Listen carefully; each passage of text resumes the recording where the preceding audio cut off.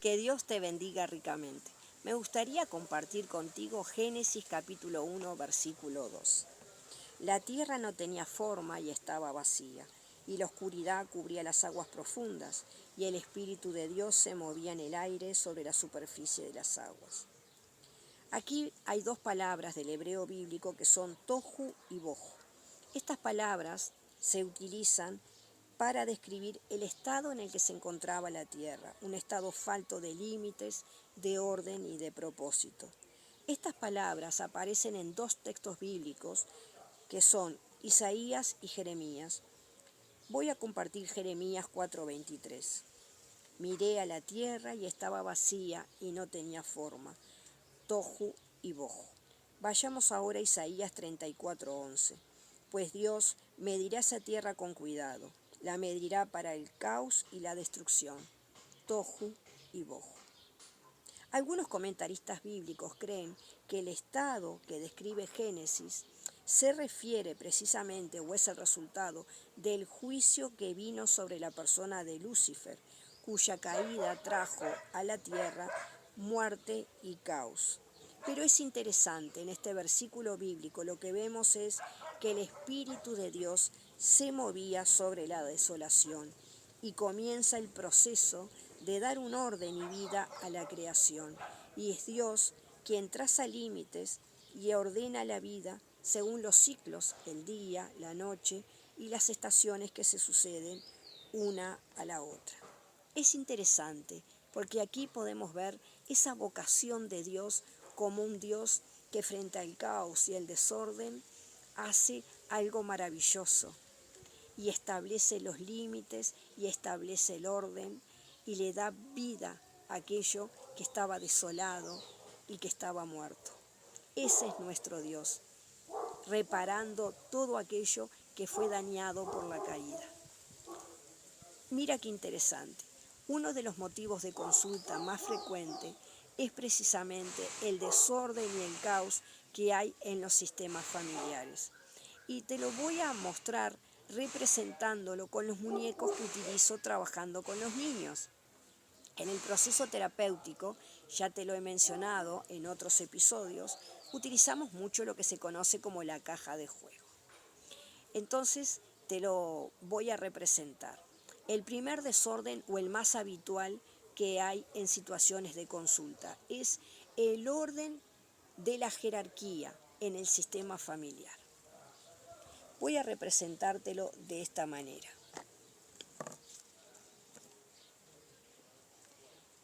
Tiene que haber una jerarquía. Abuelos,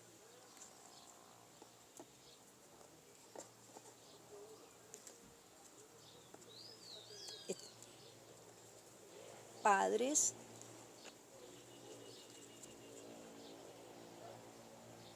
y nietos. Esta es la jerarquía. Los nietos, los hijos y los abuelos. Estos abuelos tienen estos nietos que a su vez tuvieron a estos hijos, ¿verdad? Que le dieron esos nietos a los abuelos.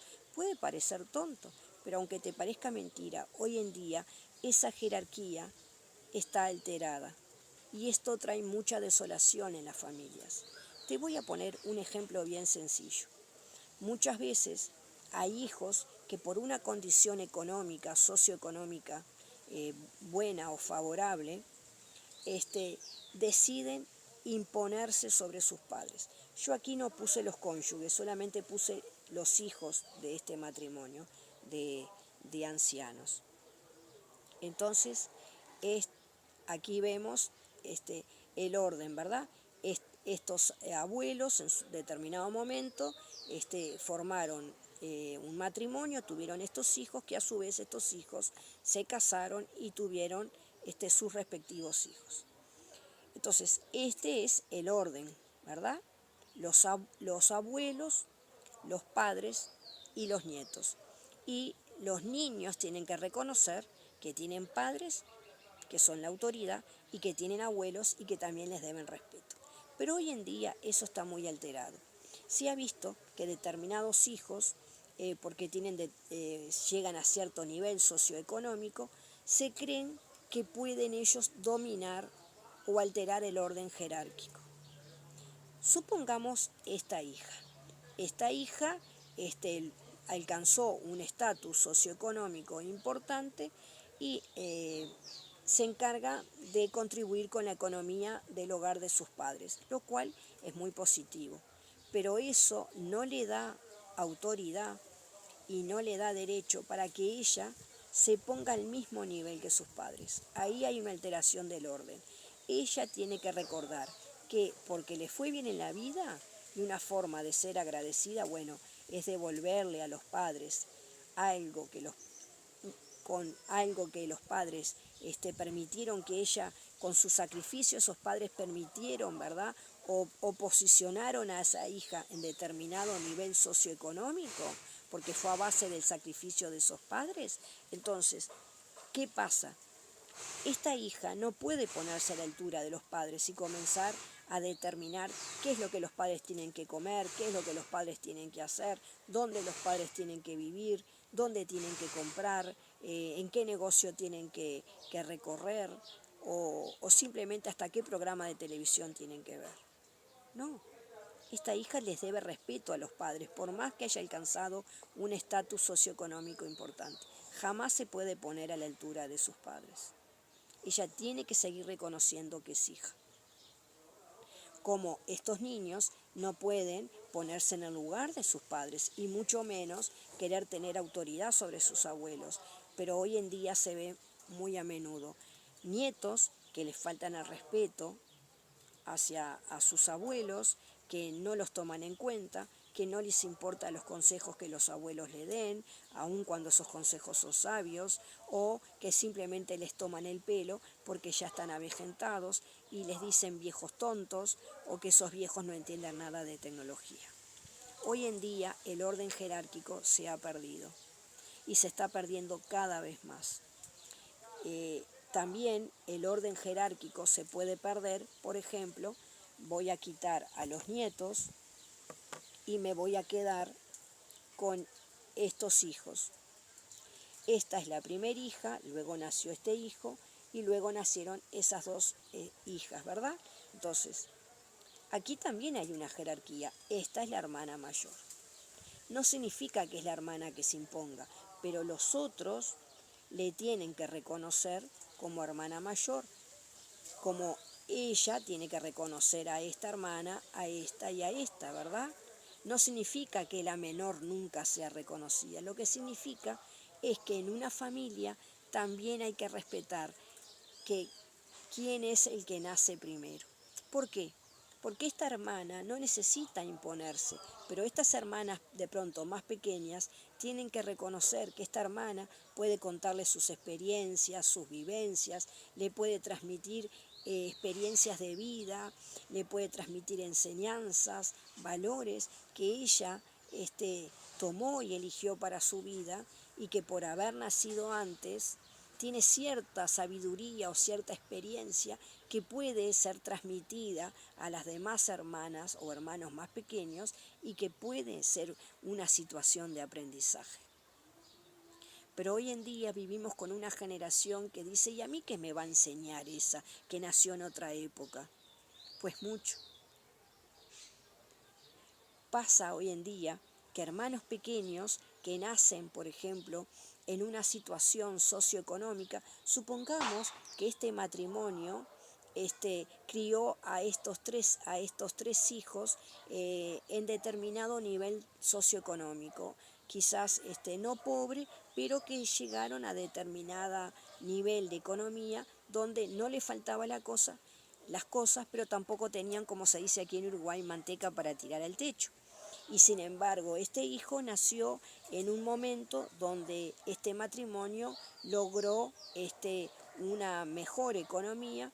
Entonces puede pasar que este hermano, el más pequeño, se quiera convertir en líder de estos hermanos y sea el que determine que se come, que se juega, cómo se organizan las cosas, y todo es caprichoso, y dame, y dame, dame, dame, dame, y vive exigiéndole a tanto a los hermanos como a los padres, vive en una actitud de exigencia, y no reconoce lo que le dan, sino que vive con una especie de desorden, de tojo y de bojo. Tiene un vacío existencial y todo el tiempo quiere ser llenado, y hay un desorden en sus emociones, y todo el tiempo quiere que todo le den, que lo contemplen, que ser el más mimado o la más mimada, quiere estar en el lugar de preferencia, de ser el que siempre esté recibiendo todo de los demás.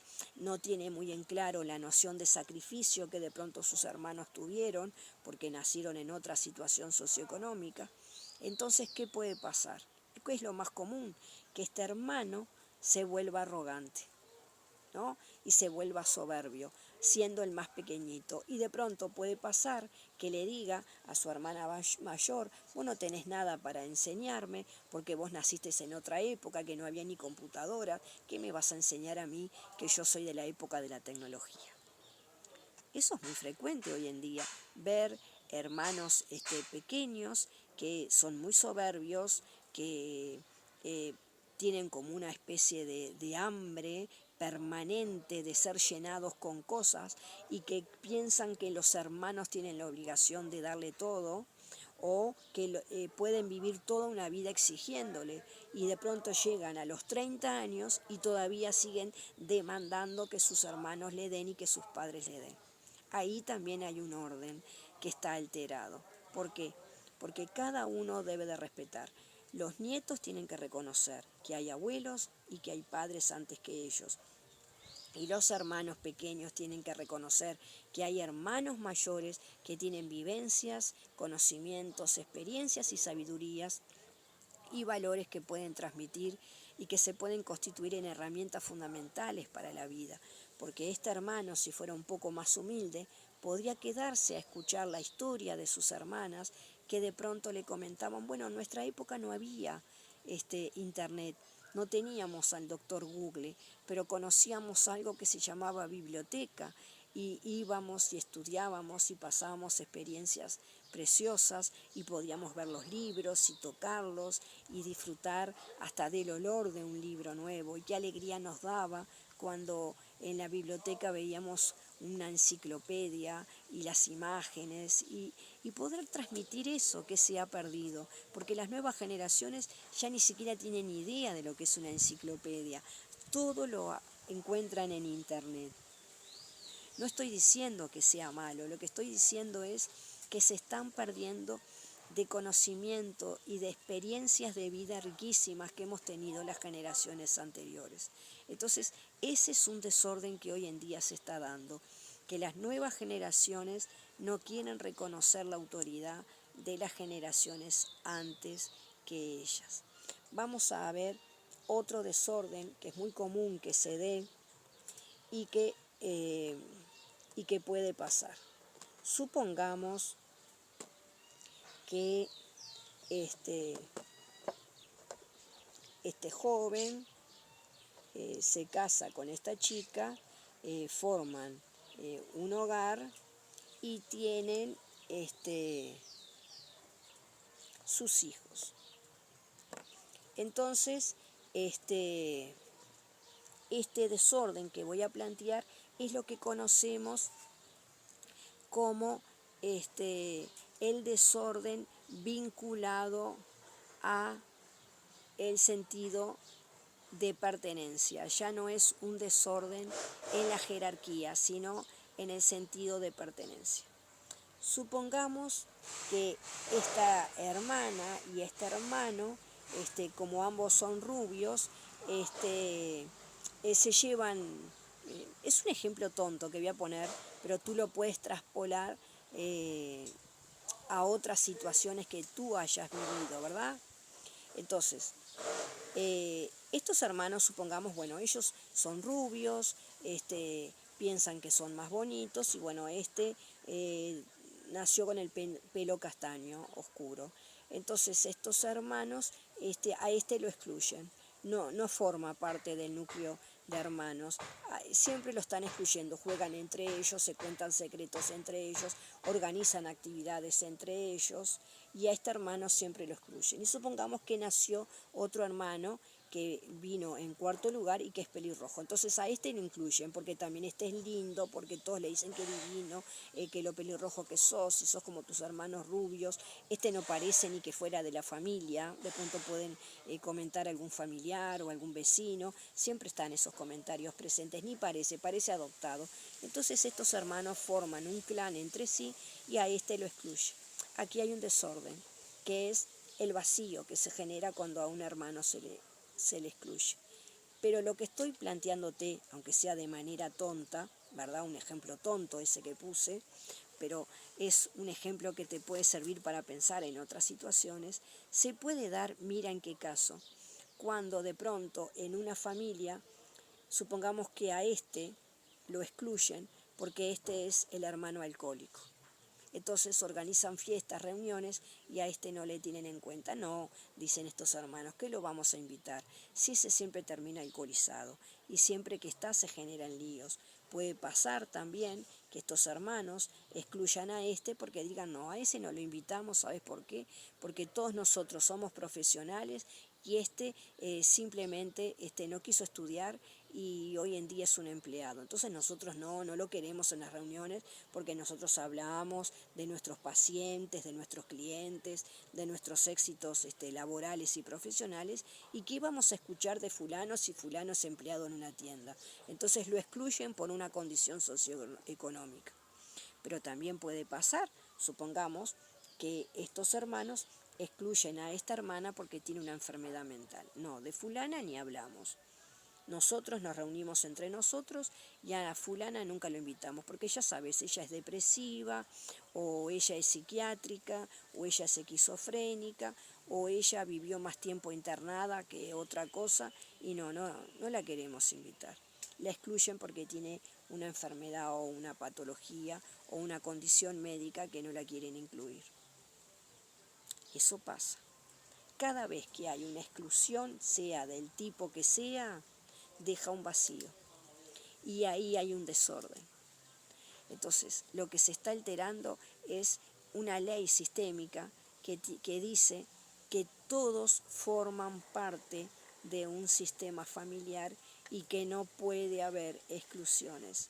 No importa si hay un hermano que es adicto, también tenemos que tener en cuenta.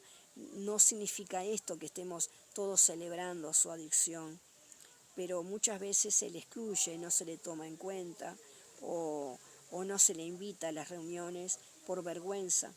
Puede pasar que en un grupo de hermanos a alguien se le excluya por una condición socioeconómica o por una condición intelectual. Fulano no es tan brillante como nosotros, siempre fue el pobrecito, el que tuvo dificultad de aprendizaje.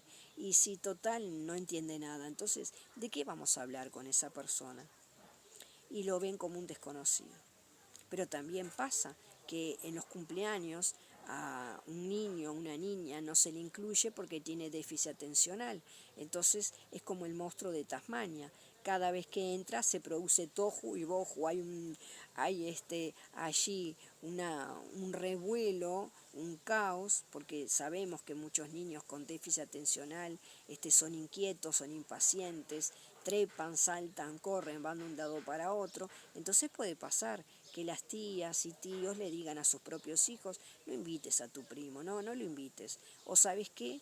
Muchas veces conocí esto, le dicen, ¿sabes qué? Vamos a hacer 2 reuniones. Una reunión entre nosotros que lo invitamos, bueno, que haga lo que quiera, que se vaya para el patio y que no nos moleste. Y hacemos un buen cumpleaños con tus compañeros, con tus amigos del barrio, pero a tu primo no lo invitas. Eso yo lo he visto muchas veces, que aíslan a un niño porque tiene determinada condición de inquietud o lo que sea. Vamos a ver otro ejemplo en el cual puede estar alterado el orden sistémico que tiene que estar establecido y se produzca una situación de caos.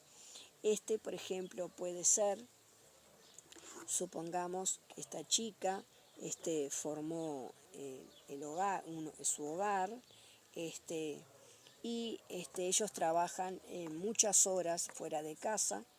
Entonces ellos, como trabajan muchas horas fuera de casa, dejan todo organizado y le dicen al hijo mayor que va a ser el encargado, en ausencia de ellos, de cuidar a sus hermanos más pequeños.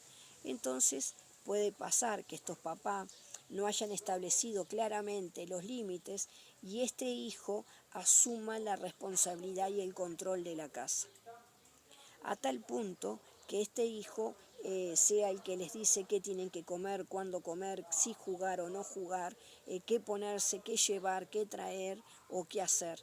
Y esto genere un malestar en los demás hermanos, porque muchos de ellos pueden decir, vos no sos papá, vos no sos mamá para imponer las reglas. Mamá y papá te dijeron que nos cuides, pero vos nos estás mandoneando. Ahí se produce lo que se conoce como parentización. Los padres, queriendo cuidar a sus hijos, quizás no establecieron de una forma adecuada las pautas para que este hijo se quedara a cargo de sus hermanos. Los papás, ¿qué es lo que deben hacer? Deben decir, nosotros no vamos a estar en la casa, pero seguimos siendo los proveedores del hogar, seguimos siendo los responsables afectivamente del hogar, seguimos siendo los que establecemos los límites y los que ponemos las normas y los que imponemos de pronto las responsabilidades a cumplir y los que inclusive somos los que ponemos los límites, ¿no? Las reprimendas. Supongamos que este hermano decide él por su cuenta, bueno, como no hiciste los deberes te vas a quedar sin jugar, como no comiste toda la comida no vas a ir al cumpleaños. Entonces, eso no fue lo que los padres establecieron, pero puede pasar muchas veces que el hijo que se queda a cargo de sus hermanos sienta el peso sobre sus hombros y la responsabilidad, y porque es pequeño no sabe muy bien cómo hacerlo. Entonces, a su manera, intenta poner límites. Pero ¿cuál es el tema? Se constituye en padre. Y eso no tiene que ser. Los hijos siempre tienen que ser hijos y los padres siempre tienen que ser padres. Dijimos que ese es el orden jerárquico. Nietos, padres y abuelos. Y cada uno debe reconocer su propio lugar, tanto en el orden del nacimiento como, ¿verdad?, en la línea genealógica. Pero puede pasar que se generen inclusive otras situaciones de malestar cuando se da esa situación. Supongamos que estos hermanos, bueno, son más sumisos, acatan los límites que él le pone o no le dan mayor trascendencia y dicen, bueno, cuando venga mamá o venga papá, yo hablo con ellos y le decimos lo que nuestro hermano está haciendo con nosotros. Pero supongamos que estos dos hermanos comienzan a depender emocionalmente de este hermano. Entonces, en vez de pedirle consejo a mamá o a papá, en vez de basarse en el consejo que los papás le dan, todo el tiempo dependen emocionalmente de este hermano. Entonces, como este hermano es el que está a cargo, van pasando los años y cada vez que tienen que pedir un consejo, tomar una decisión o hacer un cambio en su vida, no hablan con sus padres, que es lo que corresponde, pedirle a los padres consejo. No, toman como consejero, como confidente o como consejero de vida en sus situaciones cotidianas a su hermano mayor, porque los padres le dejaron bajo la responsabilidad. Entonces, eso también trae un malestar con el paso de los años, porque puede pasar que estos dos hermanos se conviertan en adultos que a medida que pasan los años, en vez de pedir consejo a quienes correspondan o tomar ya siendo adultos sus propias decisiones, sigan consultando al hermano mayor. Y puede pasar que estos dos hermanos queden con el malestar y no tengan un buen vínculo con este hermano. ¿Por qué? Porque toda la vida nos mandoneó, toda la vida nos dijo que teníamos que hacer y que no, y se creía que era mamá o que era papá.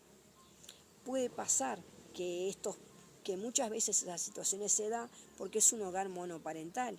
El padre pudo haber fallecido o pudo haberse ido del hogar y esta mamá quedar sola, entonces tener que recurrir al hijo mayor o a la hija mayor para que le ayude en la crianza de los hermanos. Pero siempre lo importante es que esta mamá debe decir, yo soy la proveedora económicamente, pero también soy la proveedora emocionalmente. Yo soy la que voy a establecer los parámetros, las reglas, el orden en esta casa, en todo sentido. Y tú me vas a ayudar en el rol, en la tarea de cuidar a tus hermanos. Pero si algo pasa, me mandas un mensajito o esperas a que yo venga y yo tomo la decisión de cuál será la consecuencia. Pero esta mamá tiene que dejar bien en claro, o este papá, en caso de que sea un papá viudo, divorciado o lo que sea, los padres siempre tienen que dejar bien en claro que ellos siguen siendo los proveedores en todo sentido de ese hogar, afectivo y económico y también social. Porque puede pasar que el hermano mayor inclusive sea el que marca las reglas sociales. Esto lo haces, aquello no lo haces, ese te sirve para novio, aquel trabajo no te sirve. Veamos este otro tipo de desorden que se da muchas veces. Supongamos, bueno, que este joven se casó con esta chica y tuvieron sus propios hijos y que esos hijos crecieron. Entonces, supongamos que tuvieron un hijo, que es y este hijo creció y se casó y formó su hogar. Entonces aquí vemos estos padres que tuvieron este hijo que ya es un adulto y que formó su hogar, ¿no? Entonces, aquí te voy a mostrar cuál es el desorden. El desorden de no entender que cuando yo formo mi hogar, no dejo de pertenecer a mi hogar de origen, pero soy responsable ahora de mi nuevo sistema familiar. Este era mi sistema familiar de origen, pero ahora yo soy responsable del nuevo sistema familiar. Entonces, ella está embarazada, por ejemplo, y también tienen un niño pequeñito. Entonces puede pasar que tienen que tomar la decisión, ahora que ella está embarazada, de elegir una cunita para el nuevo bebé que nace, porque la cunita del hijo anterior era prestada y la tuvieron que devolver. Entonces, ¿qué es lo que corresponde en este sistema nuevo familiar que se formó? Que el esposo y la esposa tomen decisiones juntos, determinen y hablen entre ellos qué decisiones van a tomar. Pero ¿qué es lo que se ve habitualmente cuando hay un desorden? Que este hijo, en vez de consultar a su esposo, vaya a su sistema familiar de origen y le diga a sus padres. Se ve muchas veces que habla con su madre y le dice, mira mamá, ¿me ayudas que tengo que ir a elegir una camita? Quiero que vengas conmigo y que elijamos juntos la camita. Entonces ahí ya hay un desorden, porque esta muchacha se siente emocionalmente no tenida en cuenta. Y puede comentar, pero yo soy la esposa, yo soy la que estoy esperando un bebé de él, ¿por qué no me consultó a mí? ¿Por qué tuvo que hablarlo con su mamá? Entonces eso produce una desolación, un tohu y un bohu, y produce un caos, porque puede pasar que ella quede con rabia hacia esa suegra, ¿verdad? Porque siente que esa suegra siempre se está metiendo. Aquí el error en dónde está, en que esta madre no le dice a ese hijo, mira hijo, tú formaste un nuevo hogar, a ti te corresponde tomar las nuevas decisiones con tu esposo. Nosotros podemos darte una mano, una guía, una orientación, pero primero toma la decisión en conjunto con tu esposa, no la ignores. Tú la tienes que tener presente, porque ustedes formaron una pareja, van a la par, son pareja, van a la par. Ninguno está sobre el otro y yo no puedo estar sobre tu esposo. Ahora, ¿con quién tienes que tomar decisiones? ¿Con quién tienes que pedir consejo? ¿En quién te tienes que apoyar? Es en tu esposo. Nosotros ya cumplimos nuestro rol y creemos que lo hemos hecho bien. Entonces, esa mamá de esa manera le está devolviendo al hijo la imagen de que él ahora es adulto y responsable. Pero se ve muchas veces de que de pronto los hijos varones todavía siguen yendo a pedirle consejo a esa mamá. Ese es otro tipo de desorden. Vamos a ver Entonces, otro ejemplo de desorden que también es muy común y es, por ejemplo, supongamos esta mamá, esta joven que se casó y formó un hogar y tuvo este niño. Entonces, en determinado momento, este joven, por motivos de trabajo, se tiene que ir a vivir al extranjero. También puede pasar que muera o también puede pasar que abandone el hogar. Entonces, este hijo varón ve a la madre muy triste y muy desolada, con mucha angustia. Entonces puede pasar que en vez de quedarse en el lugar de hijo, recordemos el orden jerárquico, en vez de ocupar el lugar de hijo, decida ocupar el lugar de esposo. No lo puede hacer económicamente porque todavía es un niño y no puede proveer, pero puede quedarse como sostén afectivo de su madre. Entonces puede pasar que pasen los años y que ese joven venga a consulta y que, por ejemplo, nos cuente, supongamos que pasaron los años y este joven viene a consulta y nos cuenta, bueno, yo soy médico, soy muy exitoso, pero tengo un problema. Ya tengo todo resuelto en mi vida. Tengo mi casa, es mía, no pago alquiler, tengo un hermoso auto, tengo inclusive una casita en un balneario, tengo una profesión, soy exitoso, pero hay un problema. He tenido muchas parejas y ninguna me dura. No puedo lograr conseguir una pareja estable. Ninguna pareja me dura. Entonces le pides que te cuente cómo fue su relación, su infancia con sus padres y te dice que su papá, supongamos, falleció. Entonces que él cuando era pequeño asumió la responsabilidad afectiva de acompañar a esa mamá.